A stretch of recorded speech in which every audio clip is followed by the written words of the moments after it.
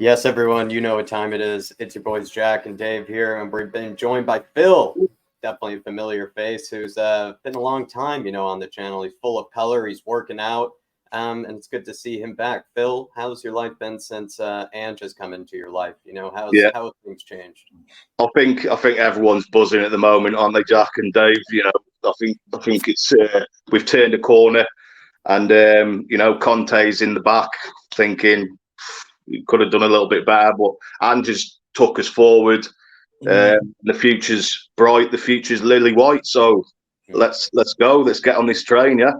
I like it. I like it, and it's a scorching heat right now, and it's not because of Ange Ball, and it's definitely making this international break probably even more unpleasant for us Spurs fans. Dave, I know you don't handle the heat very well, but do you have any coping mechanisms for others like yourself, who prefer to be in ice cold, freezing conditions?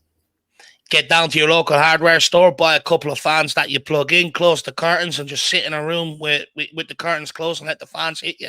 That's all I can suggest. It's what I've been doing. Full blast. Full blast. Absolutely. Well, everybody, it is good to be back on the podcast, and sorry for missing last week's as well. It was just sort of a very hectic kind of week, going into things with the transfer window, sort of the loss on Tuesday night, as well as sort of the upcoming game as well on Saturday. But with this as an international break, we can sort of kind of recollect ourselves and get back to sort of just chatting Spurs like we'd love to do. It's good to have such a familiar face back on here, but we're going to start first kind of with the recent news of sort of Galatasaray buying Sanchez today. And speaking of working out, Phil, I was actually on a run this morning with my Galatasaray kit and sort of, thank you and sort of honor, what they've done for us. But I don't know if you're on Twitter much these days, but there are a lot of Spurs fans that sort of seem to think that this was actually poor business by us, letting him go this late. And also Dave kind of seems to think that, Daniel Levy's getting a bit of praise on this. And I'll let Dave sort of elaborate on that in just a second. But thoughts on Sanchez, going so late?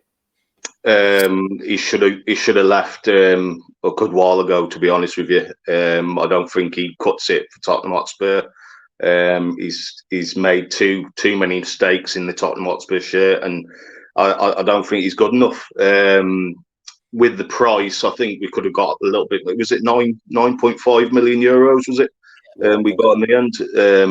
I thought we could have got a little bit more than that, but it is what it is. We get him out the door. We get someone else in January. That's what I'm hoping. The club has, got a plan to bring someone else in January to replace. But I know we've got Phillips and Dorrington coming through, so.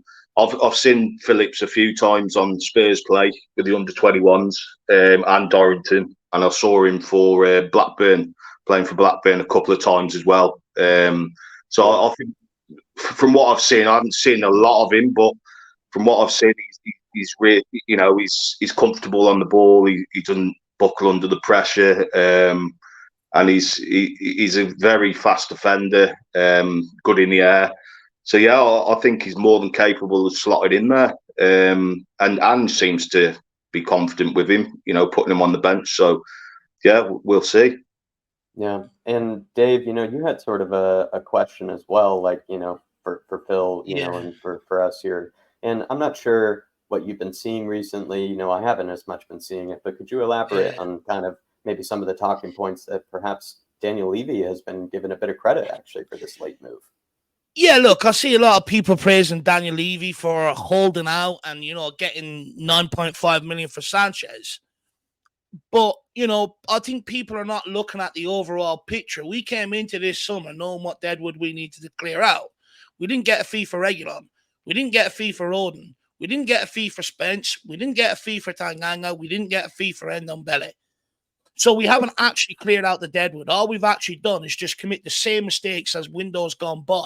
And all this is going to have is another effect next summer where we're going to have a bloated squad where we have to try and get rid of players.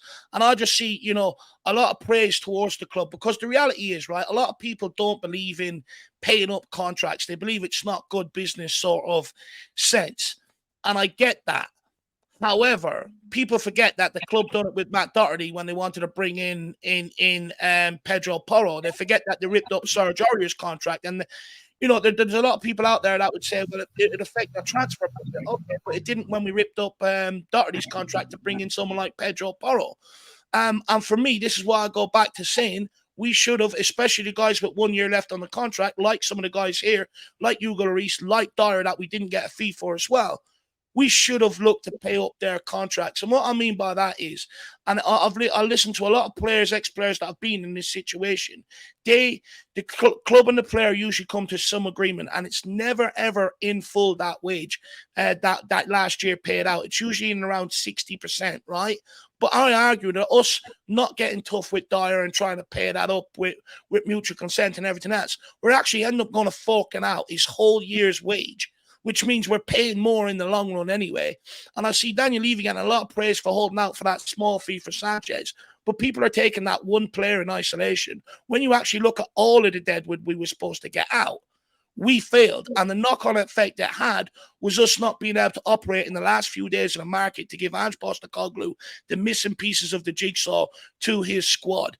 And I'm just not with it. And I know a lot of people are going to say, Dave, you're being negative, this, that, and the other. Look, I'm more positive than most. I've been sat here and called delusional for the last 3 years. So don't sit there and come in and call me negative off the back of this comment. I'm just highlighting a problem that I see coming back around next summer, which will affect the transfer window next summer, and we should not be getting ahead of ourselves. I get everything under Ange Postecoglou is exciting. I get the football on the pitch is exciting, and I'm all for it. I'm all behind it. But it does not mean we should be naive to what went on this summer, and we did not clear out the deadwood like we think we did. Follow-ups to that, Phil? Yeah. I fully agree with Dave, to be honest with you. I mean, at the end of the day, it's kicking the can down the road. It's a temporary. It's a temporary solution that the club's gone down. It's a temporary solution road that the club's gone down. It's not a permanent solution. I don't know how many of these players the clubs have bought these players. Like, what they paying their wages? What's the wages like for the clubs that they've what's the percentage that they paying for the wages? I think a lot of them are paying up full wages, but in reality, does it really matter? Because it's sort of I get some of their wages are being covered, or 100% of some of their wages are being covered, right? I get it, but it's more so we're still going to have the same problems down the line. We'll all sit here and agree Europe do not have the money to pay for these guys or pay their wages. That's why the last three summer transfer windows, we keep kicking the can down the road, because Europe do not have the money to take the players that we're trying to offload. So my whole point is Phil, at some point, when do we keep going through the same mistakes of trying to offload these players? For me, 2-3 summer transfer windows is more than enough. And I've been generous. I haven't even thrown January in there. It's more than enough for us to be able to fix this problem, rather than keep loaning out these players. Some people would say, or not some people, but the general consensus out there would be, look, it's bad business. But I'd argue a good businessman weighs up what he's paying these guys, looks at the situation, looks at the reducing in TV money coming in because of where we finished last year, no European money, reduce Premier League money out of where you finished, reduce cup prize money because we keep going out in the first round. And also, a lot of people don't know this, but I was watching a Newcastle documentary the other day.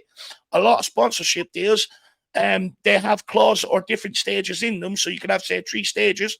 One with Champions League, one with other European competition, one with no Europe. So also you're losing money from your advertisers and sponsors as well. So all round, we're actually hemorrhaging more money keeping these guys here, rather than weighing up the price of being able to move on with paying these guys off. And that's where we should be at right now. I know a lot of people are going to say, Dave, you're wrong, but a good businessman will weigh the situation up. He'll realize all the other effect that has and all the other income around the place, and he'll write them off as dead weight, ship them out, pay them off, whatever he needs to do, and in order to be able to progress this football club. And that's where I'm at with it. I think it takes though is just a switch of mentality though from Levy, and I guess Rebecca Capehorn, is also, I guess, partially a part of this as well. All it just takes though is a switch of mentality from the club, because Levy is able to negotiate and as well as sort of set up these very intricate deals at times with players where we're, look at the Kulusevski one, for example. It's paid over like 6 years or something like that with all these different sort of kind of clauses and add-ons and sort of like installments, etc. And, this is something I think quite unique to Spurs, where when we do go after players, we are very detailed about all the sort of, elements of the deal and how can we save money here and there and how can we exploit it as best as possible. Why can't we just sort of then apply that mentality to the outgoings as well, but also when, trying to be ruthless here. But it feels like Levy just isn't willing to be ruthless, because if he was ruthless, he actually probably would negotiate some pretty, I think some pretty good outgoings for most of these guys, because he is such a businessman in that regard. He seems to love to take such a hands-on approach. But sad thing is that he sees this all as a loss and he won't take that loss. But if he just had that little switch of mentality there, he could probably actually negotiate a lot of these outgoings maybe better than even other CEOs, or better than even other chairmen would. And I wish we still had Paratici around, because Paratici, I think, if given maybe more, of a license, will absolutely be able to negotiate some pretty, good outgoings, because he has a lot of connections throughout Europe, and he probably, knowing with that black book that he had, maybe he has some dirt even on some other clubs as well. So he could probably find some players to offload, too as well. But I just feel I mean, what I will say about these players that have failed at this club, like the Sanchez's and these sort of players, at the end of the day, we're going to struggle to get permanent fees for them, because they've been so poor at this club for so long that teams don't want to buy them permanently. They want to see if they can get back to sort of the player. I say get back to their best, but a better player than what they have been. And they want to just get a loan fee for them just to see if they can improve. So it's difficult from our end to actually sell these players on, because other teams aren't confident of them coming in straight away for a permanent fee.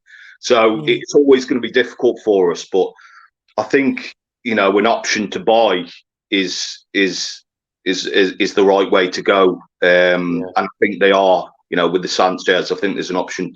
No, not Sanchez. And Dembele. And Dembele, there's an option to buy. Rodon, I believe, there's an option to buy. And there's Spence as well. Not sure with maybe Spence or Rodon. I can't remember with Spence, but I know a couple have got options to buy. So if they do have a good season, then these players can go out for a fee. So here's my point, though, Phil. We say that, right? Lo Celso had an option to buy last season. He's at the club today. And Dembele had an option last season. He won a league with Napoli. He's still at the club today.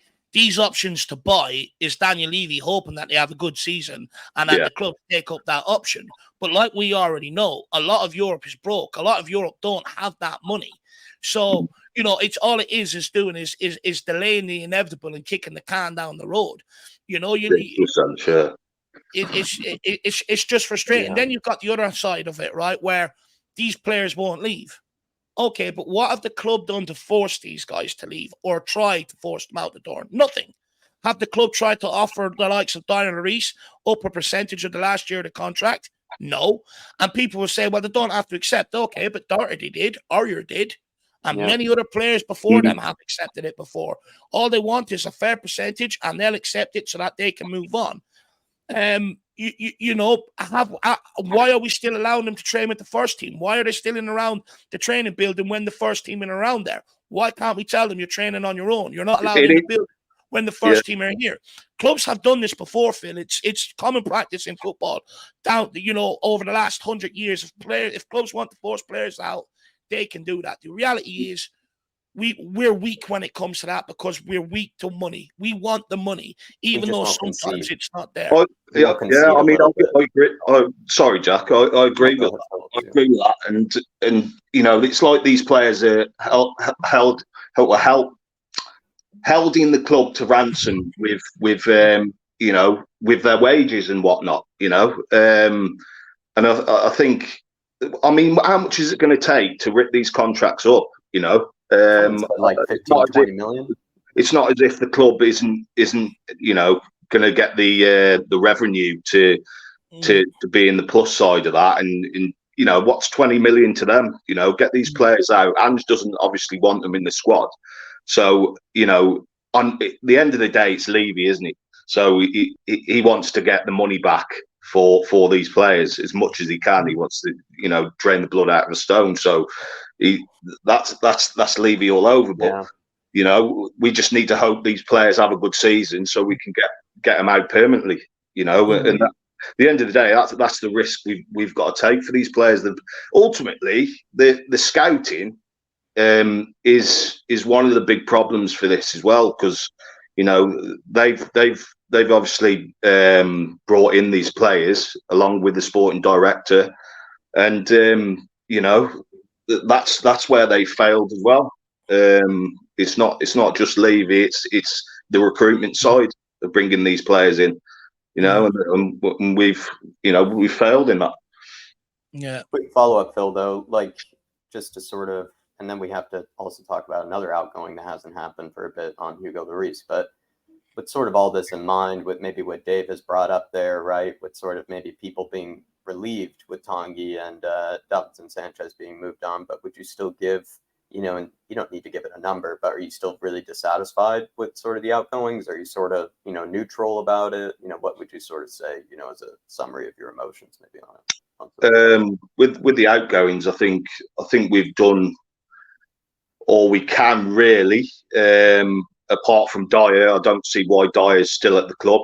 If I'm honest, and hasn't selected him for any match this season, and that tells me that he doesn't want him to be part of the squad for the whole season. So, you know, we need to find a solution to get him out of the club. We can't have him just lurking around in the under-21s, and you know, he needs to be gone. So, I'd give the window with the ins and outs probably a 6. If I'm honest, we needed a few more positions, in my opinion. Needed a striker, a number 6, I believe, just for cover for Basuma, another centre back, ideally. But I think we can deal with that until January, until the next year as well. So, I'm okay with it. Do you know what? As far as incomers, I'm satisfied with what we have done. I feel like not bringing the centre back in. Look, you're playing with fire there a little bit, right? But in terms of all the incomers, I'm actually really satisfied with what we have done. You look at Vicario, plugged the weakness. Van de Ven, plugged the weakness. Madison has plugged the weakness. Johnson will add competition to Kulu, which hopefully will get him back firing again. Right. So in terms of a lot of the incomings, I'm actually really satisfied with. I think I'm okay with the likes of Joe Rodon being loaned out, Jed Spence, because I don't think they've damaged their career enough at Tottenham to not have a bit of value in them. So I'm okay with that. But in terms of a lot of the other deadwood that we came into the summer trying to offload, we haven't done it. And I am unhappy about that, because all it's going to do is it'll have a knock-on effect next summer. But also, people forget this. You're adding more to it next summer. There's going to be players out of this squad now that won't be a part of Andrew's futures going into the following season for various reasons, one or another. You still don't know what the future holds with Session. We still don't know what it holds with Lo Celso. Could Højbjerg want to be out by then? You know, this, that, and the other. So you're only going to add to it, which is creating an even bigger job. My point all summer has been, especially some of the guys like Lloris and Dyer with a year left on their contract, some of the Steve Hitchin boys, pay them up and get them out of this football club so we can stop that whole era holding us back. So in terms of incomings, over the moon. In terms of outgoings, not happy, because all we've done is kick the can down the road for another summer, and it's going to be even harder next summer because we've got more to add to it. I mean, you've got the Saudi transfer window still open at the moment, haven't you? And is the Turkish one as well, I believe, still open?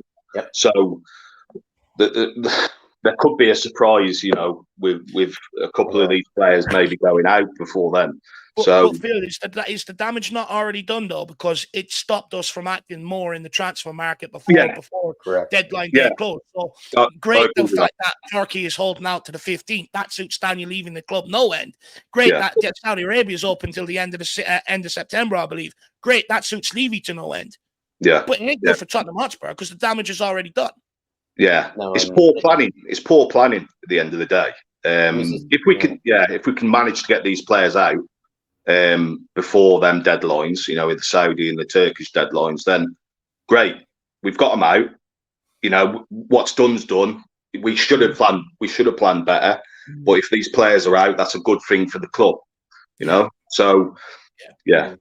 It was a summer though where the outgoings were always going to be as important as the incomings, and that's where I think you could do sort of a bit of like a plus, give an incomings a rating, give the outgoings a rating, and sort of add them together. And maybe we have done that in the past, but this was absolutely a summer window where I think that's a pretty valid way to look at things because, like Dave just brought up there, the outgoings actually were going to be able to, fasten the availability for us to make more incomings and to be able to do further business there. But we had such a poor window when it came to the outgoings that it sort of left then, certain parts of the incomings, still a little bit up for debate and still a bit up for question. And we did do is still a bit of the kick the can down the road sort of a approach to it when we wanted to see more ruthlessness kind of this summer. And I would kind of say with Spurs, I would kind of give it a 1 or a 2 when it really comes to the outgoings, and I'm kind of probably more on kind of the 6 or the 7s when it comes to the incomings. Probably more like a 7, I would imagine, with how well a lot of the players have really just adjusted and how well they've actually settled in for the most part. So probably if I'm being a bit harsh, I'm gonna happy clap a bit more here and give it a 7 with maybe a 1 or a 2 on the outgoings. But one player in particular, and then we can kind of, I think, end the discussion on it when it comes to outgoings, is Hugo Lloris and his future still being up in the air. There was an article released from The Guardian today by Dave Heitner, and this is a sort of little snippet from it. And he said that there is frustration at Spurs over Lloris's situation. The club believing the 36-year-old has had ample time to find a new club. The chairman, Daniel Levy, is believed to have given Lloris, who does not have an agent, his word that he could go on a free transfer. Lloris said at the beginning of June he had desires for other things and that it was an end of an era for him at Spurs, and it was mutually agreed that he could even skip the preseason tour of Australia and Thailand and Singapore to focus on getting a new club. Whose fault is this? Let me start with you, Phil. I mean, Lloris hasn't got you're saying he hasn't got an agent at the moment. That's part of the article. That's a little bit of a sticking point. If he had an agent, maybe this process would have been quicker. I mean, Lloris, he's had offers from Nice, I believe, and last minute he rejected one from Nice's boyhood club. Yeah, but the strange thing for me is that he's saying that he wants to be a number one somewhere, where Nice, I believe he was going to be number one, but it was something to do with the sporting director there or something. And Lazio, he wasn't going to be number one, so that obviously that broke down. But it's 50-50 for me. The club could be, getting this process quicker as well. So it's a bit of a sticky one, really. But Lloris doesn't want to be here. He's clearly not going to be number one here. I don't think he would be a number two either. Because I think Forster's got that down to a T. So it's I don't know. It's ripping up a contract for me again. Do you think he's not interested in that, perhaps, Lloris? Maybe he wasn't. That's what I'm curious about, because I know Dave kind of, I don't want to guess what Dave is about to say, but I do believe he thinks that they could, have been a bit more kind to Lloris, and kind of agreeing some sort of mutual termination. But maybe Hugo wasn't as forthcoming when it comes to that. Yeah, I mean, he's been at the club for over 10 years, hasn't he? So, I think the club have given him a disservice in that sense. I think they could have mutually agreed his contract and paid his contract out. From my opinion, but I don't know. Sorry for putting words in your mouth, Dave. What do you make of this Hugo Lloris situation? Whose fault is it?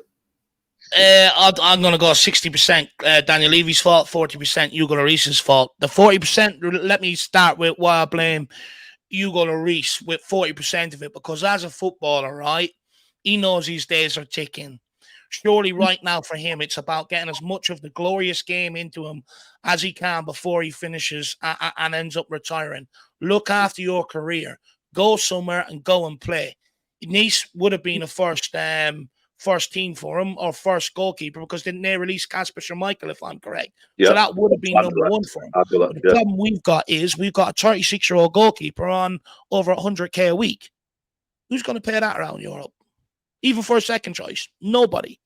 And the fact that he doesn't have an agent, Daniel Levy would know this, because Daniel Levy has negotiated contracts with Hugo Lloris. So he knows this. So this is where I think 60% goes to Daniel Levy. Mm-hmm. He sat around waiting for Lloris to find a club. Is he for real? He could have said, look, Hugo, you made that statement in June. It's been a great ride together. Thank you very much for your service. Let's pay you up 60%, 70% of your wages. Let's agree mutually, and then you can go and speak to whoever you want and go and find a football club. Didn't do it.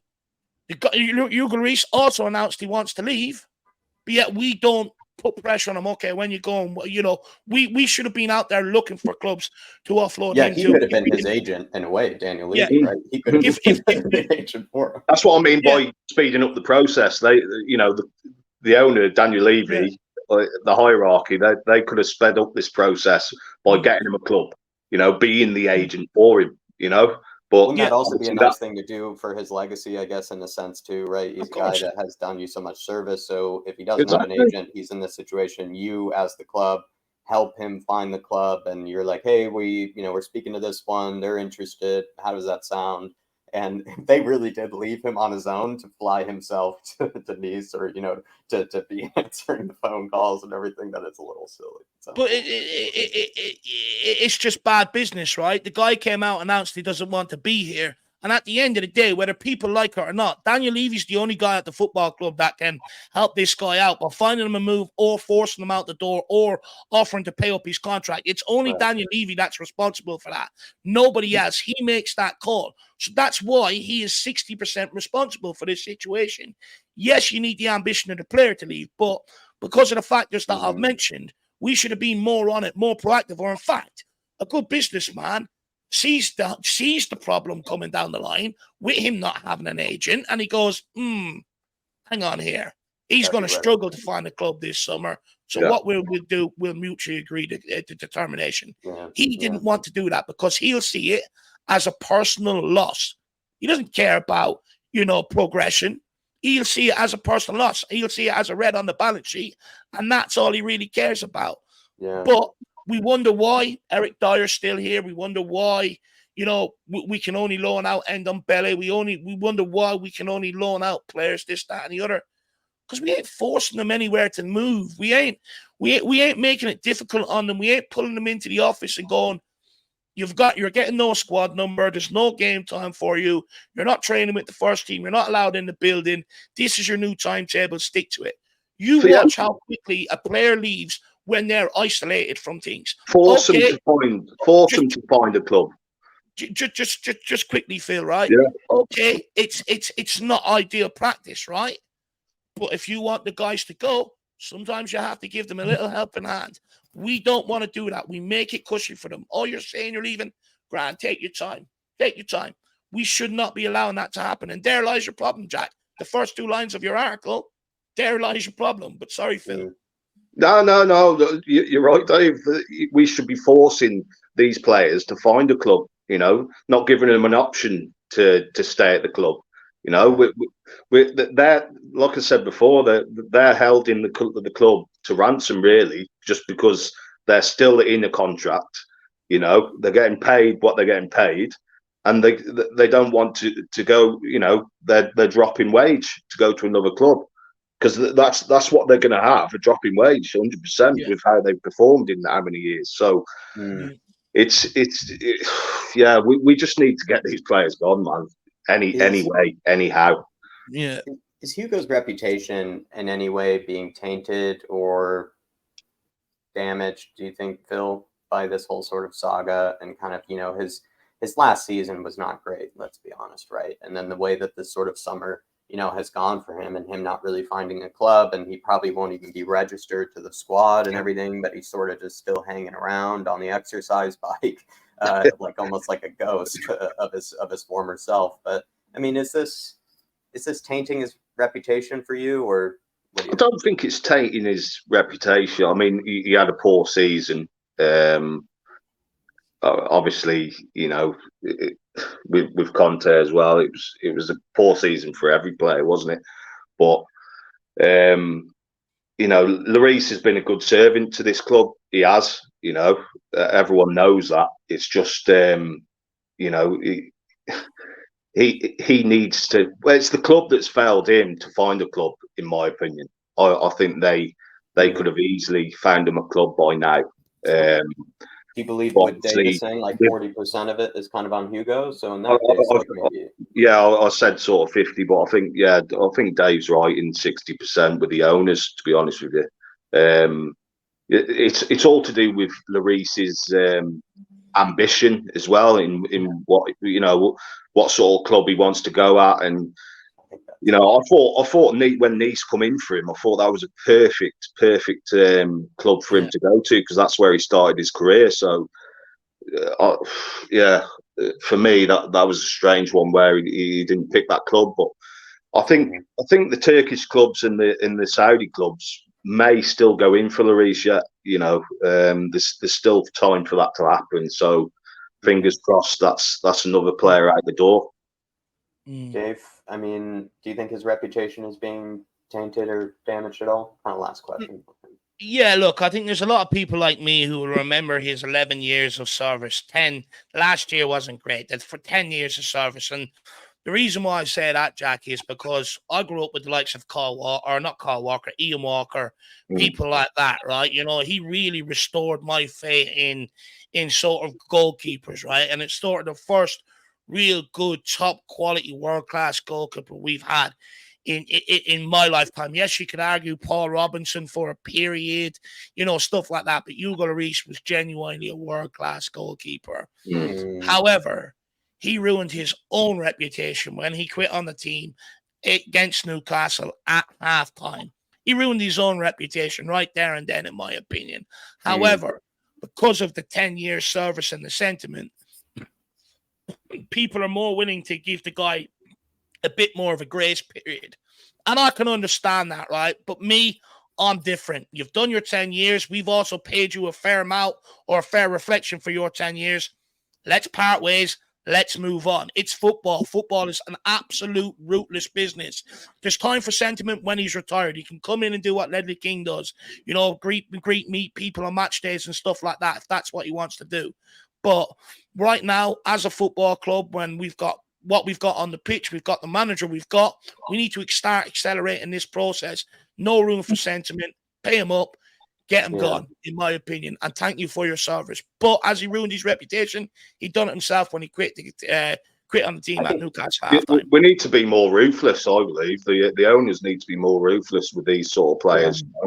I think we're too soft in that department, and that needs to change. I feel like Hugo, I think he did taint his reputation, but he's just had strange behavior, I think, over the last sort of 6 or 7 months really here. I think it was strange behavior what he had at Newcastle, especially as a captain. He is going sort of into his final sort of years anyway. I don't think there's really a reason to blow up, like you're kind of going to go it's just another bad defeat. It's a really bad defeat. Not saying that it's just an ordinary one, but you do feel like he's not going to be here probably the next year. He can sort of just ride it and be more of an example, be, somebody who can actually be a leader in that case, but he ended up not being one. And then this whole transfer saga where he said that it's an end of an era and he's ready to leave and all these things, but then doesn't seem to make much of a concerted effort on his behalf. I agree with you guys that Levy himself probably should have taken much more of a hands-on negotiation strategy with it, or should have just realized ahead of time, this problem that was going to happen in the first place. But Hugo himself, I think, still didn't really seem to figure it out. I don't really get it. Like, if he's going to say that, it's an end of an era, my time here is up, he's didn't really follow through with that. And then also now he's sort of, rejecting a lot of moves that are coming his way. I mean, it's not going to really be the case that you're going to get all these perfect options, presented to you. If you want to keep playing at this sort of level, you're going to have to play for maybe some clubs that might not offer you the wages you like, or you're going to have to play for some clubs that might not be at the star level or at the real, elite level that you might like either, because you didn't have a great last season. You're pretty old as well. And then too, I mean, you're not really exactly a modern keeper either. You're probably more kind of the older kind of generation of keepers that aren't as great with their feet, etc. When all these kind of young hipster managers, that are coming through are more into the new progressive kind of keepers. So I think he's just not really kind of reading he's not really reading the room really either, I think, Hugo, in this situation. So all I can say is, whether you think he's tainted his, or, hurt his reputation or hurt his legacy or not, I think it's just been strange behavior, I think, over kind of the last 5 or 6 months on his behalf. And I think that's really all I could say to it. I also think, Jack, or Hugo Lloris has stopped being delusional, right? He's 36. He's lost his agility, as we seen last year. He can't play the modern way of football, playing out from the back. What team is going to make him number one that has the money to pay the wages he's looking for? Unless it's like a really lower level, relegation side of like Liga or whatever other league. Even they won't have the money to pay them wages, though, Jack. That's the thing, you know what I mean? So as soon as he announced he wanted out, Daniel Levy should have jumped at the chance for a mutual termination and got rid of the problem as soon as he announced that he's what Hugo Lloris's intentions were. The reason why we didn't do it is because we want to wait all summer long. We won't stand in his way. We'll let him negotiate for a club and let him go for free. But, what's the benefit? We've paid his wages all summer long for what? Yeah. Fully agree. Let's go on to your question, though, Phil. Can Ange, maybe you can even, kind of introduce it yourself, but you sort of, the way I wrote it down was, can Ange break the Spursiness? Can he break the mentality issues that maybe Conte was alluding to in the past? Elaborate. Yeah, I just think, we haven't got over the line in finals in the past, in the Champions League, obviously, in semi-finals, and in big games, we buckled under the pressure with the players that we've had. I just wanted to get your guys' opinions and everyone else, really, on whether Ange can break that mold and unlock that key for us to, not be that weak mentality team within the players and try and get us over the line and win a trophy, And obviously that comes with the owners bringing the players in that Ange wants, and that's going to take time. But I just wanted to get your guys' thoughts on whether Ange can break that and try and get these players to actually, get over the line. One thing that he's doing right, in my opinion, is he is being pretty ruthless about the outgoings. He gave everybody, from what we could tell, the chance, but then pretty quickly he started to make some decisions, on who actually, can cut it and which ones can't. And I think even in a recent article from, might have been Ali Gold in Football London, but somebody at Football London recently posted saying how he sort of changes the club from within. And he says, he doesn't sacrifice anything when it comes to his philosophy or anything when it comes to his style of play or how he goes about things, but gives everybody that first initial chance. But he, it still acts like a pretty strict sort of principle about it all. And he will give people the chance, but then pretty quickly he will rule out the people that he feels like either can't cut it or don't really have the mentality he thinks that really can support, this sort of team and support this system. So he doesn't even always look at it, I think, on a technical level. He looks at it also as well, sort of in the mentality sort of space of things. So I'm actually pretty impressed, with how he's gone about the outgoings when you look at it. I think, too, like, he's been pretty ruthless to Eric Dyer, somebody who was seen in the past as a leader, even seen as sort of the translator, of the back line and all these sort of things. He's been actually more, in my opinion, ruthless than somehow Jose and Conte were. I think Jose and Conte tried to be, but I don't know if they really had that extra sort of push or that. They didn't follow through with it.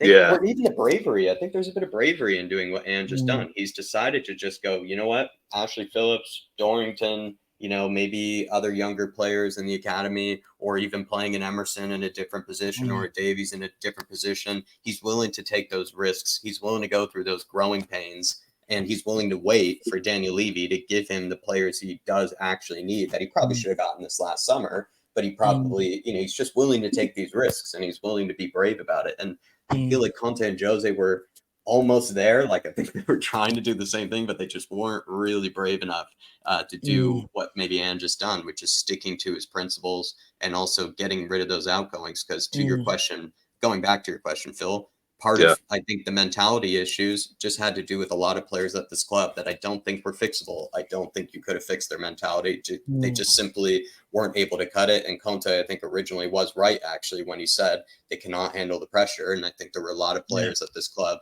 that simply cannot. And Ange has done a pretty good job, actually, of getting rid of plenty of these players thus far. And I'm looking forward to seeing how he sort of gives, this power to the younger players, because he's not even just gotten rid of these guys. He's given, new leadership roles to younger players in a sense, or in a hope that there will be a new mentality maybe born, a new mentality formed, maybe get rid of the old mentality by just creating a new one with new leaders. It's a genius. On that, I think we've actually hit the sweet spot between Pochettino and Jose Mourinho and Conte. And what I mean by that is, you look at Pochettino, right? He had the style of football, but he was naive going into cup finals. He was overawed by the occasion. He was still a young manager. He didn't have that experience behind him, right? Managing Tottenham was the first time he was ever getting to these finals. So he didn't really have that experience or the know-how to navigate them, or, to get the team in the right mind frame. Then what you've seen over the last few years, if we've gone, okay, we're going to stick with what we've got in terms of squad-wise. We're going to bring in experienced managers like Jose and Conte. They'll be able to change the mentality and get them over the line. But what we've had is a young, hungry team under Pochettino of boys that failed to transcend into men. And that mentality is never switched over once they reach 25, 26. That mentality never really changed over. You look at half of them now, they're still spoiled brats acting like boys. So, that mentality never really shifted along with the mentality that we shifted when we signed in the managers. But now you've got Postecoglou, who offers you the style of football that Pochettino offered, but also has the experience and the know-how to get over the line like a Jose and a Conte. So when you put the two of them together, that's why I say, I think we've actually got sort of the perfect guy in charge. You look at Ange Postecoglou, who's won in Australia. He done a great job with the Australian national team. He won in Japan. He turned the team from, I think, second bottom of the league to league champions. And look at the job he done with Celtic and Rangers. At the time with Celtic, it was an aging squad. There was a gap growing between Rangers and Celtic, and Postecoglou came in and changed that around within one season. Wasn't satisfied with losing out on one of the cups and would not leave until he won that treble with Celtic. He had options to leave after the first year. He didn't take it. He stayed on and won that treble with Celtic. And for me, I think he has the know-how, the experience to be able to get these players over the line.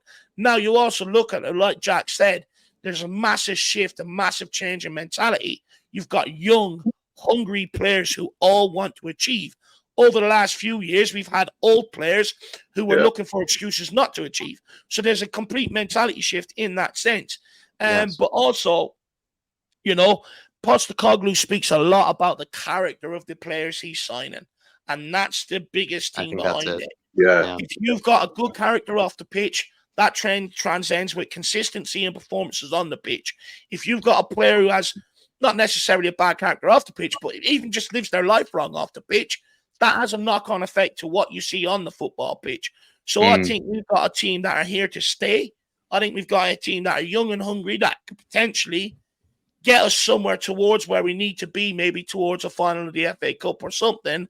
And I reckon Ange Postecoglou will have all the tricks of the trade to be able to get them over the line. You hear something like, who was it?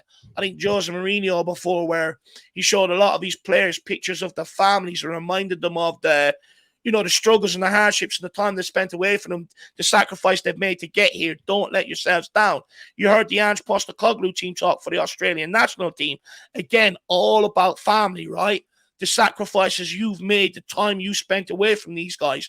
Don't go out there and let yourself down. I encourage everyone to go and listen to that team he done with the team talk he done with the Australian national team. That's what you'll get when you get to a final with Ange Postecoglou.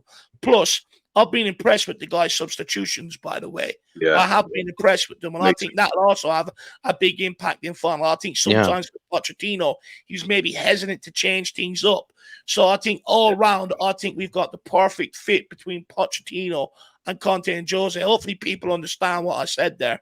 I think too, he's also getting good second half, sort of performances as well out of the team. He's clearly saying something at halftime that's probably on a tactical level, getting through to the players, so maybe we don't get exposed later on. But also he's saying something that's sort of getting us out of the gates quite quickly, and it's getting us to start, I think, the halves, very convincingly, even if we start games nervous because we are a young team. He's recognized that and even pointed that out actually in the past, but he seems to get the team sort of collected at halftime, settles them down, but then gets them firing, once again, going into that second half. And that's another huge part of it. I think he is fixing this mentality, probably like you say there, Dave, because he's also at the end of the day won trophies wherever he has gone and wherever he has been, and he has been successful. And that only does translate well to this team, and bringing in new players like you brought up there who actually have, the right mentality. He doesn't sort of bring them in on talent alone. He does check into their background, check into, how other people rate them, what they're like, maybe off the pitch, or maybe what they're like,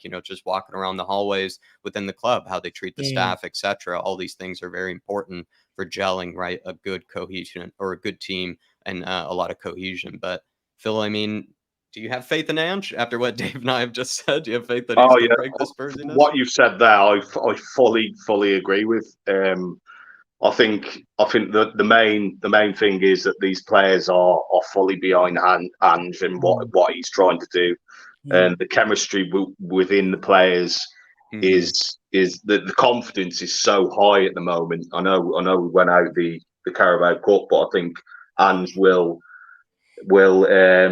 get that right next time round. Too many changes, in my opinion. But well, Phil, has he not already learned, right? He gave Sanchez the opportunity in a game under pressure. He sanctioned. He told Daniel Levy, you can let him go, no problem. And he's promoted Phillips. So is that not already him maybe 100%. sort of learning? Yeah. I mean, this is the first time he's been in the Premier League, First time he's managed a Premier League team. So, there will be mistakes along the way. As long as he corrects them, that's fine. That's fine by me. He's done everything personally for me as a fan. He's done everything right, apart from making them changes for the Carabao Cup, because I think we could have gone far in that. But he's corrected that mistake, and he's bringing young blood into this team, which we haven't had for a long time, and his man management as well within the team and personally with the players. He has a good chemistry, and I think that's been missing.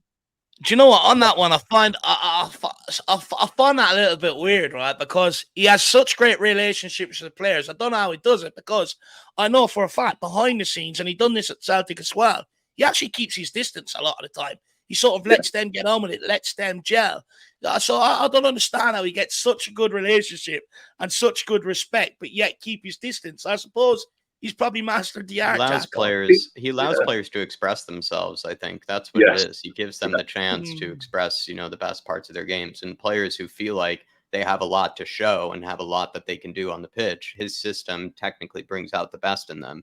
And he also doesn't put as much pressure maybe on them, because he keeps that sort of distance, maybe in a way, as other managers might, right? There is sort of managers that have these big blow-ups, these big freakouts, right, at times that do sort of end up, hurting some of the team chemistry. But Ange doesn't seem like he's one of those guys. He's not going to really end up really blaming the players all that much. He's going to take responsibility at the end of the day. He even said, when players make mistakes, he feels like it's his fault because he's asking so much of them in the sort of style that he has and in sort of the tactics that he does ask of them. But what I would say too is that he is somebody that I feel like, I don't know, I think he's going to definitely ask, I think a lot of these players, and it's definitely going to be interesting to see, how they cope, more the high pressure moments, like when we go into, for example, a North London derby, or when we go into this Liverpool game, because those are different atmospheres, young players how do they handle it? But he seems to have maybe a bit more about him than maybe previous managers do, and maybe sort of handling that sort of pressure with such, young players as well, because also the previous managers we had were a bit against, throwing in the young players in these situations. And that might be because they couldn't get through to them, or they didn't have those sort of, chemistry skills with some of the younger players to really get the best out of them. One more thing I would say too is, I know it's a bit off topic, but I do like how Ange, like, sort of compared to other managers as well around the league and, around the world, he actually speaks to the press like sort of like in a normal person's voice. Yeah. Compared to other managers, they have other managers have this hilarious sort of like voice that they put on, this manner of speaking, the words that they choose. You even see certain managers whose like English, will be, progressively worse, when the question is more uncomfortable for them, and things like that. Like De Zerbi picks and chooses which ones to answer in English and which one to answer in Italian. Like there's all these sort of, even Jose, right? Full of housery and full of, all these different antics. Conte the same. Conte speaks in riddles and metaphors and analogies that you just don't really understand. And it's always a puzzle in the first place. And just one of the few managers that actually just speaks like a normal person. Say how it is. Say how it is. Don't beat around the bush. And that he's so likable. Like I said, the players love him. So yeah. As long as I just want it to continue. It's just everything's bright in a minute. Yeah, it's great to see the smile back on your face, lad. About Tottenham. It's great, man. This is what it's about. Well, everyone's got a smile on their face now, haven't they? Do you know what I mean? Everyone's absolutely buzzing about Tottenham Hotspur, and we're on the right road now. Under Conte at the time, I will say it. I wanted him to do well at the club, the club, it wasn't the right club for him, we ain't a club that buys world-class players ready-made straight away. We're more of a progressive club that gets young players in. So it just didn't fit. It just didn't fit for Conte and for Tottenham Hotspur. But anyway, and it's Ange's ball now, so I'm fully behind what he's doing, and I'm absolutely buzzing. Absolutely buzzing. Last question then from us then, Phil. How confident are you going into Liverpool and this North London derby? Because, they're not too far away. So do you feel like we're more ready than we were last season for these sort of games? Do you feel more confident? Do you feel like Spurs have a chance of really, going toe-to-toe with these teams? Because last season, in the case of especially Arsenal, we just couldn't, we couldn't really get anywhere close to them. Liverpool, I feel like we always get really unlucky. They were pretty bad last year, but they still ended up, causing us, a lot of problems. How do you see it going? I think we're better equipped this season with the players that we brought in, and the style of play suits us down to a T. Like playing rigid football and defensive football, I think that plays into Arsenal and Liverpool's hands, if I'm honest. So we suit more of an attacking style of play. I think we should go toe to toe with Arsenal and Liverpool, because I think they can be got at. And I think defensively we're so much better as well with Van der Ven in there, and Romero's improved so much with a competent centre half alongside him. And a Doji. I could go on. Madison. Madison as well. It feels like you have more weapons, right, going into it. He's just unlocking everything for us at the moment. And but we need to play Sonny up front for me in these next few games. Well, even going forward, I think. Would you play him in the North London derby up front instead of Charleston? 100%. I'd play. Well, my front three would be Solomon, Son, and Kulusevski for me. That would be my front three. But the midfield picks for itself at the moment. Sarr and Basuma. There's legs in there. They just run all day. I think we can get 4 points. I think we can beat Arsenal at their ground, and I think we'll probably get a draw with Liverpool. Because I think they'll both be high-scoring games for me. Yeah, they'll be like a 2-2, 3-2, fast-paced as well. I'm optimistic. on them games, I think you look at it, right? I think, especially over the last few years, but let's be honest, this has been going on for quite some time. Even under Pochettino, we suffered defeats to Liverpool, Arsenal, Man United, teams like that.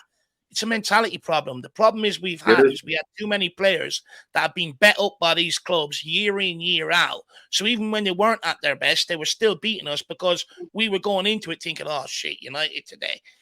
This, that, and the other. Whereas you look at this season, we've got young, hungry players who haven't been beaten up that badly year in, year out by a lot of these clubs. So I think Phil's right. I think we will go toe to toe. I think we've got that young, and we're not afraid of anything, and we're hungry. We want to go and match teams, and we want to beat them. We want to go out there and outplay them. But I think the biggest asset we have now, which I don't think we can ever sort of lose sight, especially in today's modern Premier League, is the athleticism and mobility of the squad we have now. Yeah. In years gone by, you've had Davies, not the most mobile, not the quickest. Dyer, same thing. Sanchez, he's got that. He just doesn't have the football brain. Hugo Lloris, not as agile as he once was. You go into midfield. Højbjerg, I like him. I'm not going to sit here and slate him, but he's not Basuma.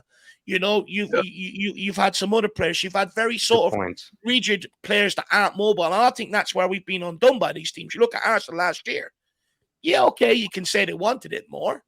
The reality is they outrun us. They faster, they outrun quicker, us. stronger. They were able faster, quicker, stronger. Everything they would do, and we would, they turn on a 6-punch. We were turning on a roundabout. And that sort of being the difference. I think now we've got players that are mobile. I think we can match them for their pace. I think we can match them with their energy. I think we can match them with their athleticism for sure. So I think it is going to be a bit different under Ange Postecoglou. Well, I hope so. Feels like we just have more weapons this time going into these teams that we can present ourselves. And going into every game, you have, especially big teams, right? You think of who are the guys that will cause, us problems, who are the guys that, are difficult to deal with. And usually in the past, it was just sort of the same old story with kind of Kane and Son and maybe one other player in there too that I guess with Kulusevski, in mind was sort of the extra threat. Whereas now it feels like Spurs, despite losing Kane, even if great to still have Kane, but we have feels like more threats and more weapons, for the opposition to think about in the past. The midfield, in seasons, gone by really wasn't, all that much to really rave about. Especially wasn't one that you would really think, always stood toe to toe with these sort of teams. Now it does. You look at definitely some of the players in that defense, you absolutely have confidence in them, to be rigid, but also as well when in attack to cause teams problems and to be good going forward.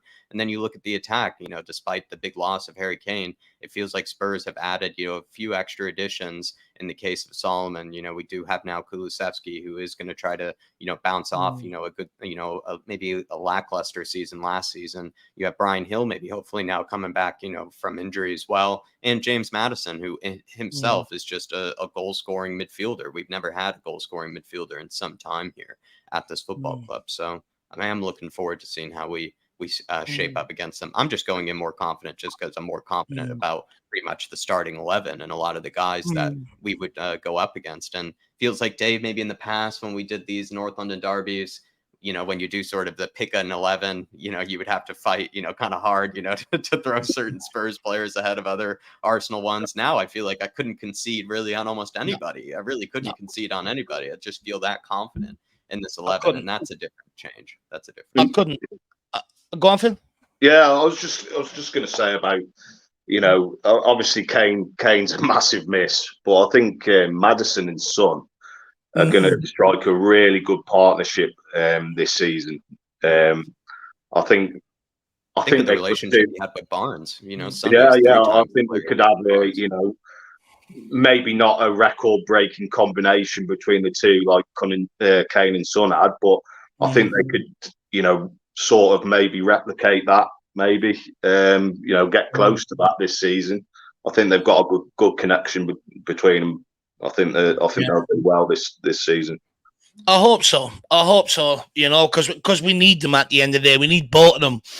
One last thing I did maybe want to just sort of mention is, everyone go and check my Twitter. There's a video I reposted about, it was Van de Ven, Vicario, and Romero all celebrating keeping the ball out of the back of the net on one of the Burnley attacks. Now, isn't it? Yeah. That's going to be our biggest difference this year. I've spoke about defence for quite some time. You know, I've always argued scoring goals at Tottenham ain't a problem. Keeping them out is our massive problem. You look at what the changes we've made across that back line. Adoji, Van de Ven, Vicario in there as well. Now all of a sudden we're keeping goals out. But when you see them guys doing this to each other, high-fiving each other and everything else, and the love and the aggression for defending, we should never, ever, ever accept anything less. What we've seen over the last 3 to 4 years is players head down, arms up, blaming each other, this, that, and the other. And what was worse was excuses being made for them guys, performances, this, that, and the other. We should never, ever allow ourselves to be in that position again when we're making excuses for deadbeat players who just don't care. And you can tell they didn't care by their reactions and their actions on the pitch. Now you've got players that care. They've set a standard across that back line. And we should hold every other back line after this to that same level of enthusiasm about defending, so we never fall back into where we've been over the last 3-4 years.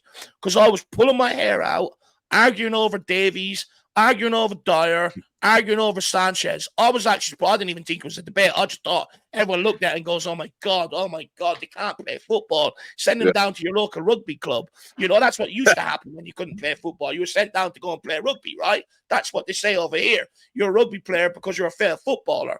But, you know, we cannot get back there again. Same with since we've moved on the likes of Harry Winks and Sissoko out midfield. You look at the midfield we've got now. We cannot allow ourselves to go back there to make excuses like what was happening for Winks and Sissoko and the lack of general care and effort. We can never allow ourselves as a fan base to allow the club to slide back like that. From now on, if a player ain't doing it on the pitch or he doesn't show he cares, we call him out. Because if we don't, we allow it to fester for 3, 4, 5, 6 years. And then the excuses come in for them. They're allowed to be painted out like war heroes, like Eric Dyer, you know, stuff like that. We now have the standard, and we should not accept anything below it. I don't think it will change now. I think we've got a settled back four. Our keeper is so vocal with the two centre backs as well. Even with the back four, he's so vocal, and that's what we've been missing. Lloris didn't do that with the back four. Is that really true? Can I just verify that again, Phil, quickly? Because people have said that Vicario in just a few games has been more vocal than Hugo has ever been. Yeah, I went to the United game. I was pretty close to the goal, and I could hear him every single time just shouting out, bawling out instructions to our back four. Wow. And he's more. And last season, and he doesn't even have the captain's armband to do that. No, it doesn't. No, you don't have to. You don't have to have the captain's armband to vote on a pitch. You know, but I mean, I went to games last season, and honestly, I couldn't really hear Lloris. I don't know if that's because of, you know, how poor we've been, and they're just. They've down tools and whatnot. I don't know. It should never be the case. But Lloris isn't that type of goalkeeper. He's commanding in his box sometimes, but he's not a vocal. He's not a vocal player. If you were nice, you'd be saying more of a quiet authority, I guess, instead. You know, in the case. Yeah, you need that as a goalkeeper. I think that's really important for a goalkeeper because he can see everything. You know. And it breeds confidence within the defenders as well, you know. And yeah, I just think, but the only one thing is the drop off in players that we have on the bench if we do ever get injuries, and that's a big problem. But you know, it's a process, and it's going to take time. So in the next couple of windows, obviously, we will try and iron these things out and get more players in, more recruits in, you know. Yeah. Tenor bets we're sitting here next summer having the same conversation about the Deadwood yet again. Because honestly, we had this conversation last summer, right? You know, at the end of last summer about rolling out the Deadwood and it being another problem. And here we are again having the same conversation. Look, hopefully next year it's a bit different, Phil, but I don't think so. We'll wait and see. Let's hope so, eh? Let's hope so. Let's hope they have a great season, these players that have gone out on loan, and, you know, that the teams will end up buying them. So, let's wait and see, eh? Phil, absolute pleasure, sir. Thank you for this. Thank you for showing up to the podcast. Thanks for suffering through the heat, as well. Anything planned for this evening? Yeah, we got it. No, it's been brilliant, Jack. It's good. It's great to be back on. It's been a long time coming, but I'm hoping to come back on, a lot more than what I have been. So it's good to see you two guys, smashing it on the channel still. And long may it continue. We'll be ready for you. It was great to see you, Del boy. I'll never forget that picture with you in the jacket. I was going to put the coat on as well. I'll leave that for another day. It's been an absolute pleasure, Phil. It's been too long. It's great to have you back, and I really enjoyed the conversation. So thank you very much for today. No problem whatsoever, lads. Please, everybody. Come on, you Spurs. Please, everybody. Thank Phil in the comments down below. Smash that like button if you can, especially if you did enjoy. And also, as well, we will be seeing you soon for the next one. Come on, you Spurs. In the big Ange we trust. See everybody. We never stop. In Ange.